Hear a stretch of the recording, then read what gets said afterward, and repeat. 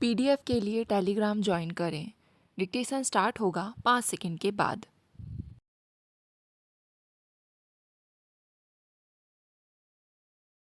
महोदय, प्रशासनिक हिंदी का आशय है राजकाज की हिंदी, सरकारी हिंदी, कार्यालयीन हिंदी।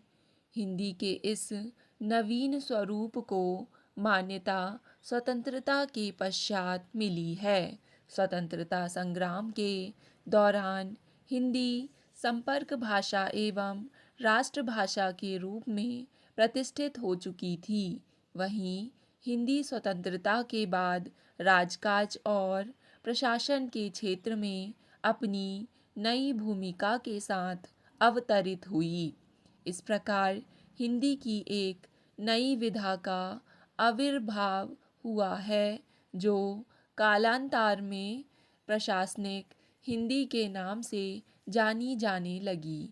अर्थात हिंदी की एक नई प्रयुक्ति अस्तित्व में आई, जो कार्यालयीन हिंदी, राजकाज की हिंदी, सरकारी कामकाज की हिंदी आदि विविध नामों से प्रचलित हुई। प्रशासनिक हिंदी के विकास का काम संस्था के रूप में भारत सरकार में सन 1960 से प्रारंभ हुआ, जब केंद्रीय हिंदी निदेशालय की स्थापना हुई। सौभाग्य से मैं उस समय इस संस्था से जुड़ा हुआ था। मुझे याद है, उस समय हमारे पास कोई सहायक सामग्री नहीं होती थी, कोई मानक शब्दावली नहीं बनी थी जिससे हमें मार्गदर्शन मिल सके। ले देकर डॉक्टर रघुवीर का कोश था, जिससे हम यदा कदा सहायता लेते थे। हमें प्रशासन से संबंधित अनुवाद कार्य के लिए स्वतः ही कुछ नियमों का निर्माण करना पड़ा था। यूँ प्रशासनिक हिंदी में अनुवाद का प्रमुख स्थान है। अंग्रेजी शासन में जो सरकारी कामकाज हो रहा था, उसका रूपांतरण हिंदी में जाना आवश्यक था। प्रारंभिक स्थिति में अनुवाद कार्य में लगे हुए व्यक्तियों के सामने एक ही आदर्श होता था कि अंग्रेजी के पाठ को सरल शब्दों में और छोटे छोटे वाक्यों में रूपांतरित किया जाए, ताकि वह आम आदमी की समझ में आ जाए।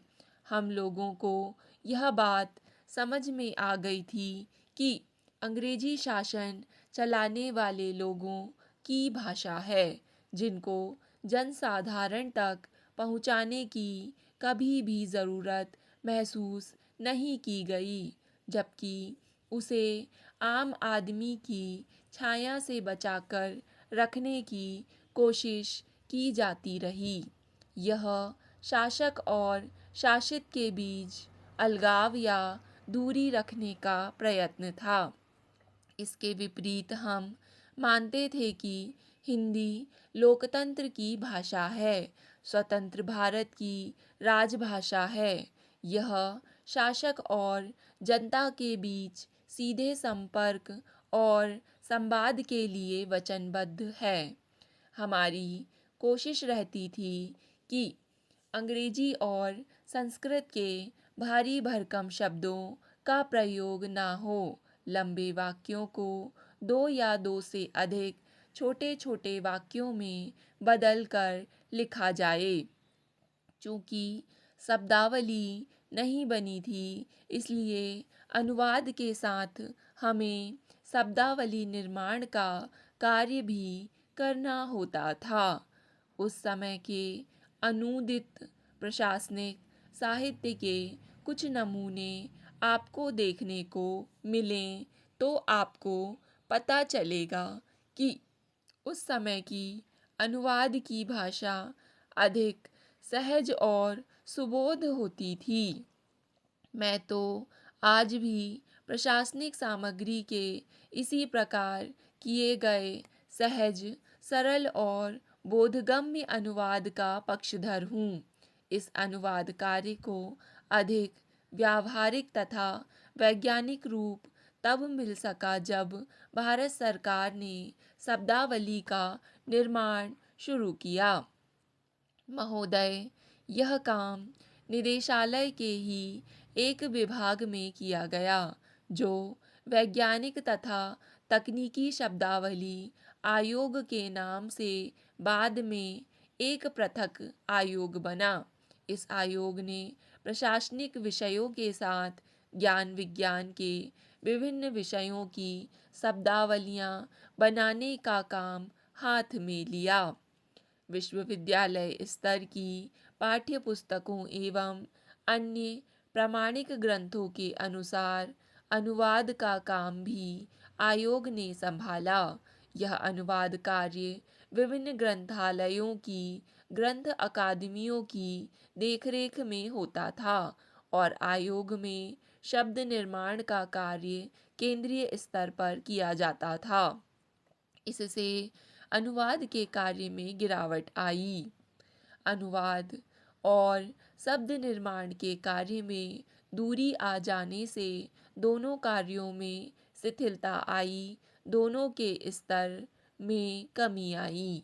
अत्यधिक व्यस्त प्रोफेसरों द्वारा ठेके पर जो अनुवाद किया जाने लगा, उसमें ना तो शब्द प्रयोग की एक रूपता का निर्वाह हुआ और ना विषय को सुबोध शैली में पाठकों तक पहुंचाने का प्रयास किया गया। परिणाम स्वरूप हिंदी ग्रंथ अकादमियों द्वारा प्रकाशित कई पुस्तकें विश्वविद्यालयों में लोकप्रिय न हो पाईं। अनुवाद श्रम साध्य कार्य है। अनुदित कृति को मौलिक रूप प्रदान करने के लिए विषय को संपूर्णतः समझकर तब अपनी भाषा में रूपांतरित करना होता है। इसमें जल्दबाजी की गई तो अर्थ का अनर्थ हो जाता है। साथ ही यदि शब्दशः अनुवाद किया गया तो भाषा कृत्रिम, अस्पष्ट एवं दुरूह हो जाती है। कम से कम सरकारी कामकाज में ऐसी भाषा का प्रयोग समीचीन नहीं है। यूँ हिंदी भाषा में शब्द की रचना की असीम क्षमता है। उपसर्गों और परसर्गों के योग से आवश्यकतानुसार प्रशासन के विभिन्न संदर्भों पर नए नए शब्दों का निर्माण किया जा सकता है। इन प्रशासनिक शब्दों की एक विशेष बात यह भी होनी चाहिए कि चाहे इन शब्दों का साधारण अर्थ में प्रयोग संभव हो, फिर भी प्रशासन के क्षेत्र में एकरूपता लाने की दृष्टि से इनका प्रयोग निश्चित संदर्भों में भी किया जाए। अनुवादक का दायित्व तो दो भाषाओं के बीच एक सेतु की तरह है। अनुवादक ही वह इंजीनियर है जो सेतु के हर हिस्से की निगरानी करता है। मातृभाषा के साथ अन्य भाषा जानना और उसे अधिकारपूर्वक प्रयोग करना सरल कार्य नहीं है। यह अत्यंत दुष्कर कार्य है।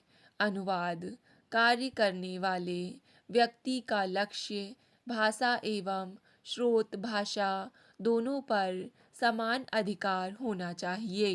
केवल अधिकार होना ही काफ़ी नहीं, वरन जहाँ तक संभव हो उसे भाषा संबद्ध समाज की संस्कृति, साहित्य, रीति रिवाजों से भी परिचित होना आवश्यक है।